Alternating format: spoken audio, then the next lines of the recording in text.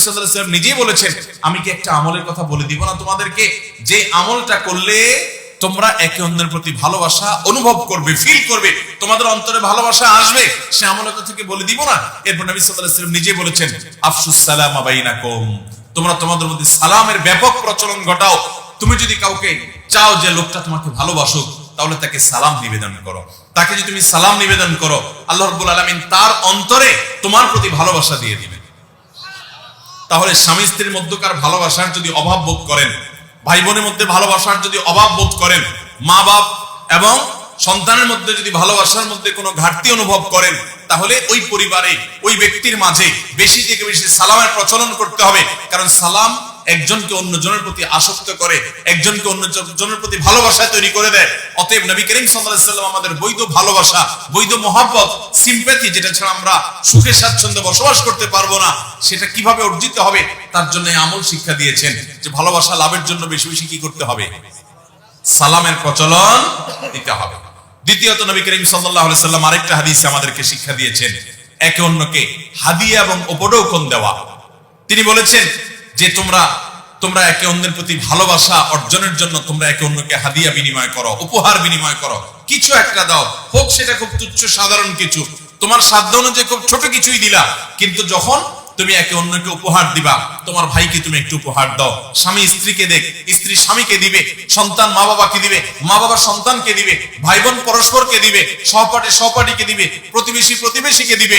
এরকম বৈধ ভালোবাসাগুলোর ক্ষেত্রে একে অন্যকে যখন উপহার আদান প্রদান করবে, নবী আলাইহিস সালাম বলেছেন তাদের মধ্যে ভালোবাসা হবে, সম্প্রীতি তৈরি হবে। নবী করিম সাল্লাল্লাহু আলাইহি ওয়াসাল্লাম আরো আমল শিক্ষা দিয়েছেন, যদি আপনি চান কেউ আপনাকে ভালোবাসুক আল্লাহর জন্য, অবৈধ ভালোবাসা নয়, তাহলে সেক্ষেত্রে তার অগোচরে, তার অজান্তে, তার পেছনে তার জন্য দোয়া করেন। আপনি আপনার ভাইকে অনেক ভালোবাসেন, কিন্তু আপনার ভাই আপনাকে ভালোবাসে না। আপনি স্বামী আপনার স্ত্রীকে আপনি অনেক ভালোবাসেন, কিন্তু স্ত্রী আপনার প্রতি ভালোবাসা সেরকম নাই, বা স্ত্রী তার স্বামীকে অনেক ভালোবাসেন কিন্তু স্বামী সেভাবে ভালোবাসেন না, তাহলে তার অগোচরে, তার অজান্তে, তার পেছনে তার জন্য দোয়া করেন। আল্লাহ আপনি তাকে কল্যাণ দান করেন, আল্লাহ আপনি তাকে হেফাজত করেন, আল্লাহ আপনি তার জীবনে বারাকা দান করেন, আল্লাহ আপনি তার উপরে সন্তুষ্ট হয়ে যান, আল্লাহ তাকে আপনি মুত্তাকি বানায় দেন, আল্লাহ তাকে আপনি জান্নাতি আমল করার তৌফিক দান করেন। যত বেশি তার জন্য আপনি দোয়া করবেন, তার অগোচরে, তার পেছনে, তার অজান্তে আল্লাহর কাছে তার জন্য দোয়া করবেন, আল্লাহ তাআলা তার অন্তরে আপনার ভালোবাসা তৈরি করে দিবেন। তাহলে ভালোবাসা তৈরির আমল, তার উপায়, তার পদ্ধতি আমাদের রাসূল সাল্লাল্লাহু আলাইহি ওয়াসাল্লাম শিক্ষা দিয়েছেন না দেন নাই? মুহতারাম হাজরিন, আরো শিক্ষা দিয়েছেন নবী করিম সাল্লাল্লাহু আলাইহি ওয়াসাল্লাম, সুস্পষ্ট দোয়ার শিক্ষা দিয়েছেন। আপনি ভালোবাসা পেতে চান, আপনার ভালোবাসার অভাব বা ঘাটতি, আল্লাহর প্রতি ভালোবাসা দরকার, ভালো মানুষের ভালোবাসা দরকার, ভালো কাজের প্রতি ভালোবাসা দরকার, কিন্তু সেটার ঘাটতি আপনার আছে, ভালো কাজ করতে মন চায় না, কারণ সেটার প্রতি আপনার ভালোবাসা নাই, ঘাটতি আছে। তো নবী সাল্লাল্লাহু আলাইহি ওয়াসাল্লাম দোয়া শিক্ষা দিয়েছেন, আল্লাহুম্মা ইন্নী আসআলুকা হুব্বাক, আল্লাহ আপনার কাছে আমি চাই, কি চাই? আপনার কাছে আমি চাই আপনার ভালোবাসা। আল্লাহ আপনার কাছে আমি কি চাই? আপনার ভালোবাসা চাই। আল্লাহ আপনার কাছে আপনার ভালোবাসা চাই। ওয়া হুব্বা মান ইউহিব্বুক, এবং যারা আপনাকে ভালোবাসেন সে মানুষগুলোর ভালোবাসা চাই, তাদের প্রতি যেন আমার ভালোবাসা হয়, আমার প্রতি যেন তাদের ভালোবাসা হয়।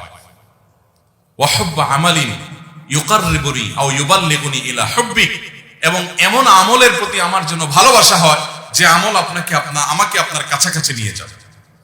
তাহলে নবী সাল্লাল্লাহু আলাইহি ওয়াসাল্লাম ভালোবাসার জন্য দোয়াও শিক্ষা দিয়েছেন, অধিক পরিমাণে সালাম দেওয়ার কথা বলেছেন, হাদিয়া উপহার বিনিময় করতে বলেছেন, অনুপস্থিতিতে তার জন্য, যাকে ভালোবাসতে চান, যার ভালোবাসা আশা করেন, তার জন্য দোয়া করতে বলেছে। এবং নবী সাল্লাল্লাহু আলাইহি ওয়াসাল্লাম দোয়া শিক্ষা দিয়েছেন, ভালোবাসা লাভের দোয়া। এই দোয়া পড়লে অবৈধ ভালোবাসার যে মাত্রামি আছে, পাগলামি আছে মনের ভিতরে, ওইটা দূর হয়ে যাবে ইনশাআল্লাহ। কারণ এখানে ভালোবাসায় কার কাছে দোয়া করা হয়েছে?